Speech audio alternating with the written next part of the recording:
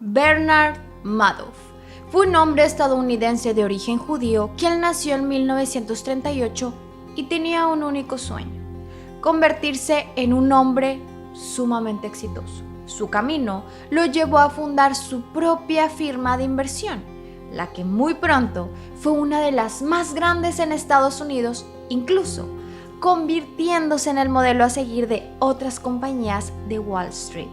Sin embargo, todo esto tendría un final sumamente agridulce, ya que las inversiones de Bernard Madoff resultaron no ser lo que aparentaban. Aló, bienvenidos a la Petite Misteriosa.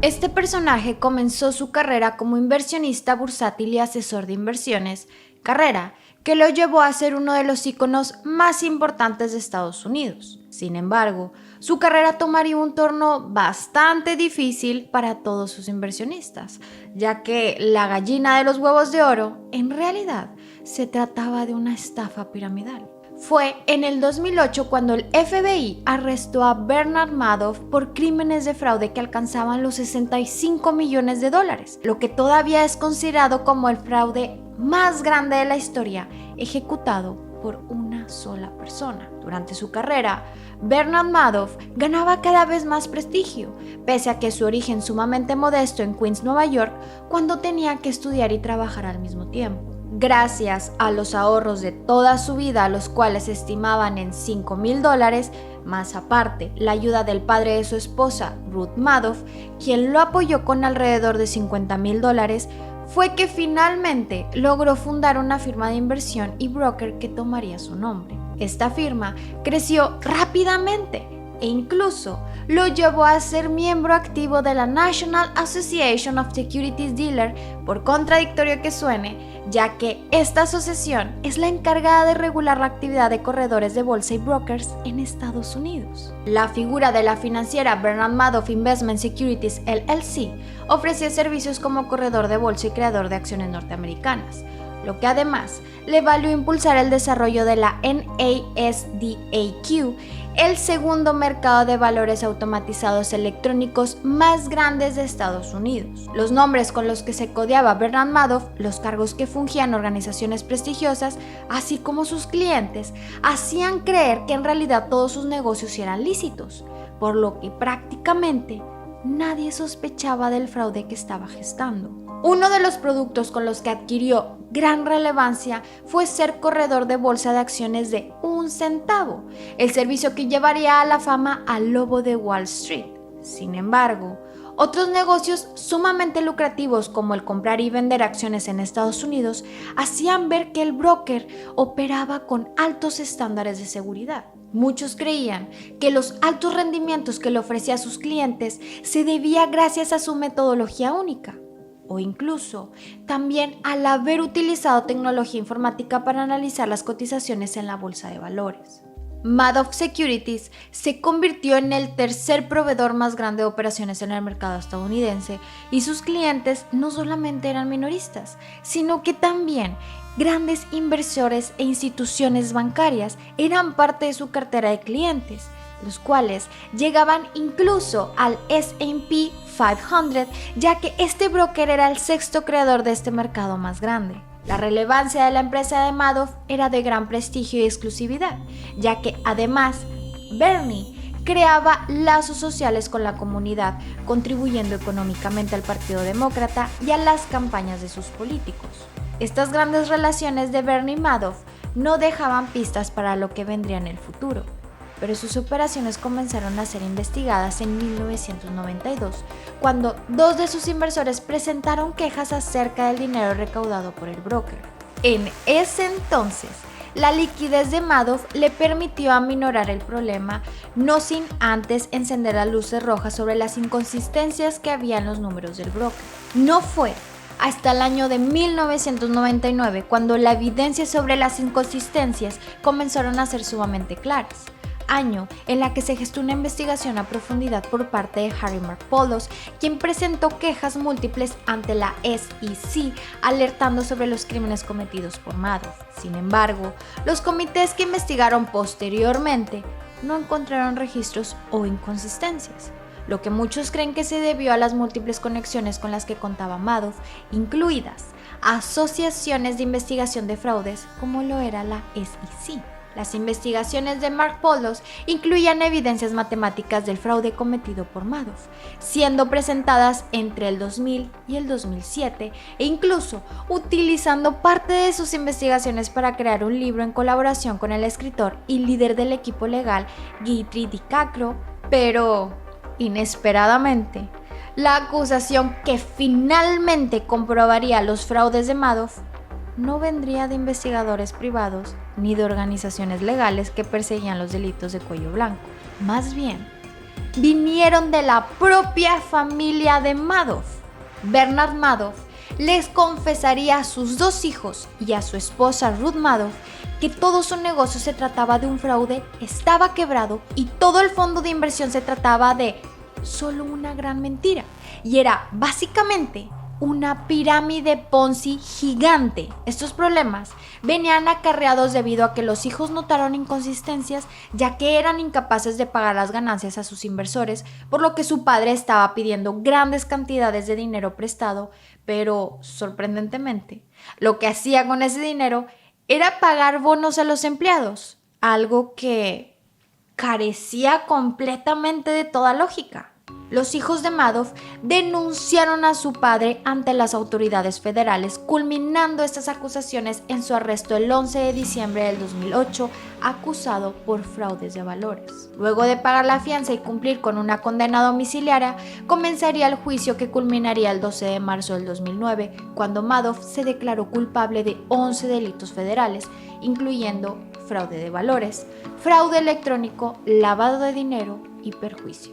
Estos crímenes se culminaron durante los últimos 20 años, en los que, utilizando un sistema Ponzi, Madoff había defraudado a sus inversionistas por más de $65 millones, reconociéndose como el único culpable del fraude. A pesar de la declaración de culpabilidad única, otros integrantes de la firma como David G. Freeling y otros ex empleados fueron declarados culpables y sentenciados a prisión. Madoff declaró que comenzó con su esquema Ponzi en 1991.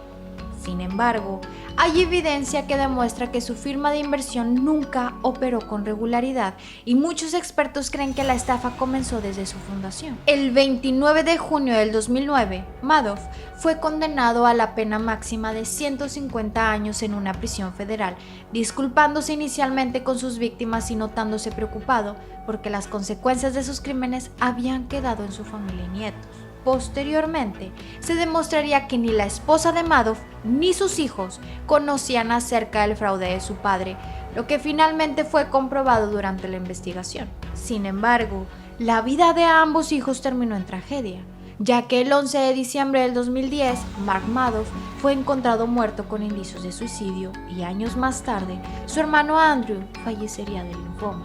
Investigaciones posteriores realizadas por la SEC demostraron la mecánica del fraude, en la que Madoff ordenaba informes comerciales falsos acerca de la rentabilidad de las inversiones de sus clientes, creando operaciones ilícitas para demostrar las supuestas ganancias. Estos fraudes eran operados con un programa informático diseñado para manipular estados de cuenta, es decir, permitía fechar cualquier liquidación que los clientes necesitaban con el fin de poder esconder el fraude.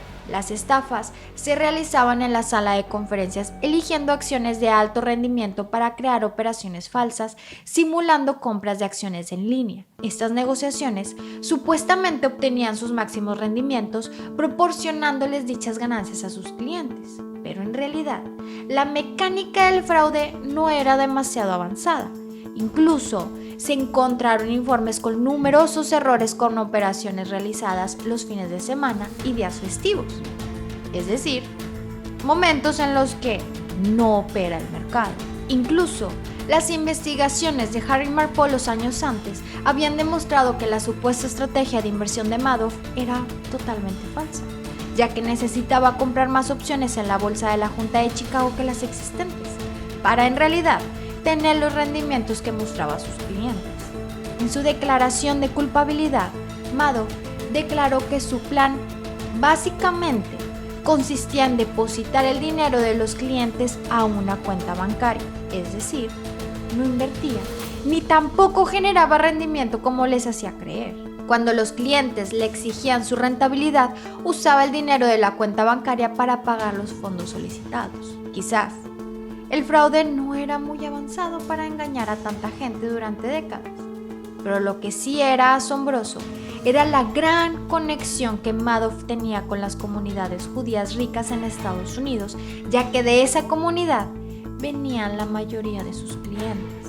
Entre sus clientes se encontraban instituciones benéficas, organizaciones caritativas, así como también hospitales judíos que reportaron pérdidas de millones de dólares luego del fraude. Básicamente, las víctimas de Madoff eran de todo tipo, no solamente reduciéndose a grupos de inversiones pequeños, sino también llegando a grandes entidades bancarias. Los afectados incluían bancos, aseguradoras, banca privada, organizaciones de fondos de inversión, fundaciones y personas físicas.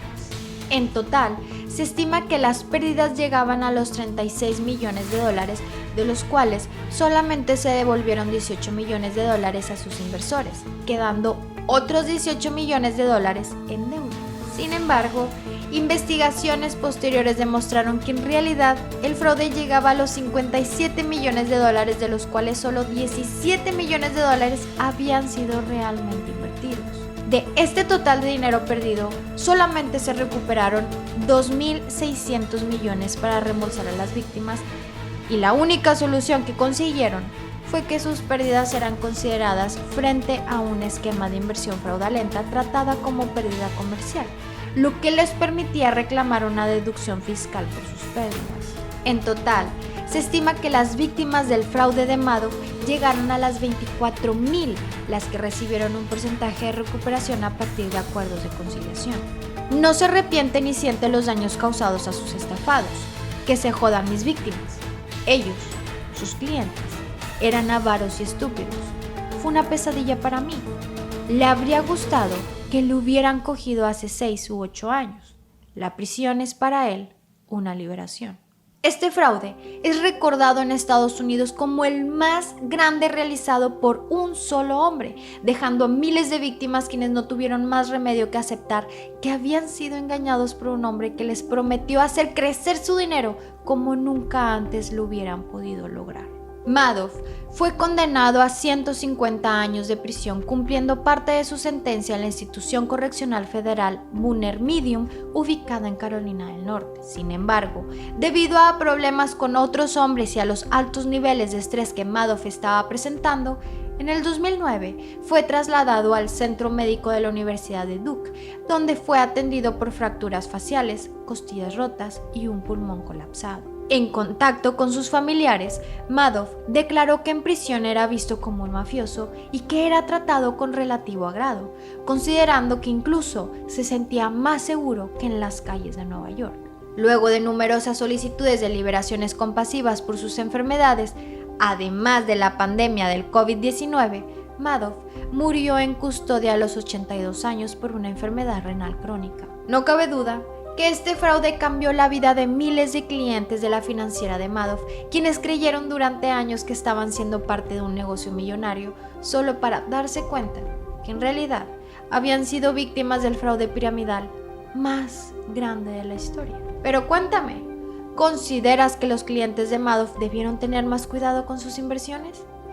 ¿O crees que la culpa entera es de las organizaciones encargadas de la persecución de los delitos, quienes jamás vieron a Madoff como un delincuente hasta que fue demasiado tarde?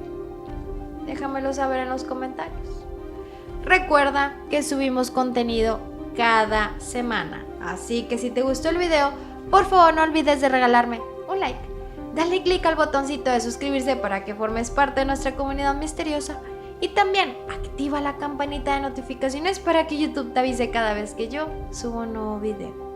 Si llegaste hasta aquí, muchas gracias por ver. Nos vemos en el siguiente video. Bye.